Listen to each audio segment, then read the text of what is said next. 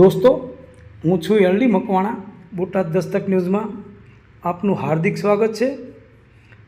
દોસ્તો, બોટાદ જિલ્લાના ગઢડા તાલુકાના ઉગામેડી ગામે ખાતરની થેલીમાંથી નીકળી રહેતી ગઢડાના ઉગામેડી ગામના ખેડૂતોએ તાત્કાલિક કાર્યવાહી કરવા માંગ કરી ખેતીવાડી અધિકારીઓએ સરદાર એગ્રોમાં ખાતરની 128 થેલીનું સીલ સ્ટોપ કર્યું.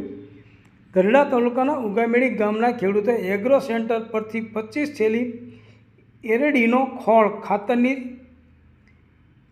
ખરીદી કરેલ, જેમાં તપાસ કરતાં ખાતરની થેલીમાંથી રેતી નીકળતા ખેડૂતે એગ્રો સંચાલકને જાણ કરતાં એગ્રો સંચાલક સ્થળ પર પહોંચીને ચેક કર્યું હતું, તેમજ સેમ્પલ કંપનીને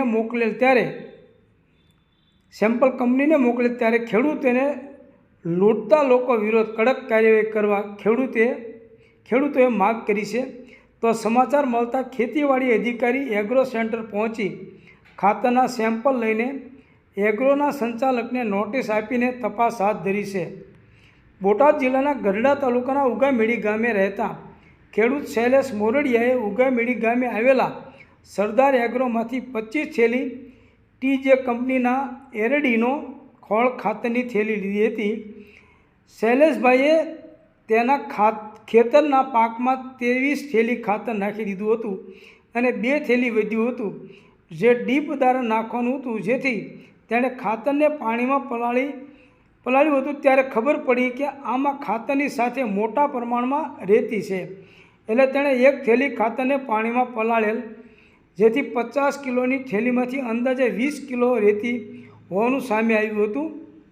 જેથી ખેડૂતે એગ્રોના સંચાલક અશોકભાઈ ચૌહાણને બોલાવી તેને દેખાડ્યું અને એગ્રોના સંચાલકે સેમ્પલ લઈને તેને જૂનાગઢ ખાતે કંપનીમાં મોકલ્યું હતું.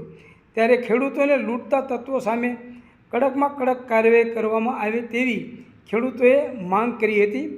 ઉગામેડી ગામે આવેલ સરદાર એગ્રોના સંચાલકને પૂછતા તેમણે જણાવ્યું હતું કે ખેડૂતની ફરિયાદ આવી હતી, એટલા માટે હું ખેડૂતની વાડીએ જઈને તપાસ કરતા ખાતરમાં રેતી જેવું કંઈક છે, જેથી મેં ખાતરનો સેમ્પલ લઈને તેને જૂનાગઢ કંપનીને મોકલેલ છે. હવે કંપની જે નિર્ણય કરે તેમ સરદાર એગ્રોના સંચાલક અશોક ચૌહાણે જણાવ્યું હતું. ઉગામેડી ગામે ખેડૂતને ખાતરની થેલીમાંથી રેતી નીકળવાનો મામલો સમાચાર મળતા બોટાદ ખેતીવાડી વિભાગના અધિકારીની ટીમ ઉગામેડી ગામે સરદાર એગ્રો સેન્ટરે પહોંચી તપાસ હાથ ધરી હતી અને તપાસ દરમિયાન અધિકારીઓએ ખાતરના સેમ્પલ લઈને ફોરેન્સિક લેબોરેટરીમાં મોકલવાની કામગીરી કરી હતી.